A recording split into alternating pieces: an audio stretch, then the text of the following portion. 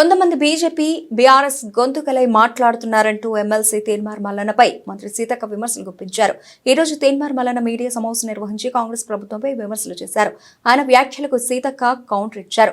కులగణనపై అభ్యంతరాలు ఉంటే శాసనమండలిలో మాట్లాడొచ్చని సూచించారు. బీఆర్ఎస్ చేయలేనిదే తమ ప్రభుత్వం చేసినందుకు అభినందించాల్సింది పోయి విమర్శించడం సరికాదని ఆమె అన్నారు. తెలంగాణలో కాంగ్రెస్ పార్టీ కార్యకర్తల శ్రమతో అధికారంలోకి వచ్చిందని వ్యాఖ్యానించారు. కులగణనకు 50 రోజుల సమయం ఇచ్చామని తెలిపారు. అందరు కష్టపడ్డారు, ప్రజలు అభిమానించారు, కాంగ్రెస్ గెలిచింది. కొంతమంది బీజేపీ గొంతుకలై బీఆర్ఎస్ గొంతుకలై మాట్లాడేటోళ్లకు మేము చేసింది ఏది కూడా నచ్చలేదు. బీజేపీని చేయమంటే దేశంలో సాధ్యం కాదని బీజేపీ నాయకులు ఇక్కడ సన్నాయి నొక్కులు నొక్కుతారు. మేము చేసింది మాత్రం అబద్ధమని ఒక దిక్కు బీజేపీ మాట్లాడతారు, వాళ్ళ ఫాలోవర్స్ వివిధ రూపాలలో ఉన్న వాళ్ళు మాట్లాడతారు. కాబట్టి ఏం తప్పునో చెప్పమంటే చెప్పడం లేదు. 50 రోజుల కంటే ఇంకా ఎక్కువ టైం కూడా మొన్న కూడా ఇచ్చినాం కదా.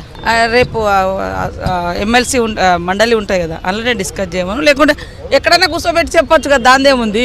రాహుల్ గాంధీతో పోల్చుకునే అర్హత ఆయనకు లేదు. ఆ రోజు ఇక ఆయన గురించి ఆయన బాగా ఆలోచించుకొని మాట్లాడాలి, ఎక్కువ ఆలోచించుకొని మాట్లాడితే బాగుంటుంది చాలా. రాహుల్ గాంధీ గారిని కోట్ చేసినంటేనే ఆయన గురించి అర్థమైపోయింది.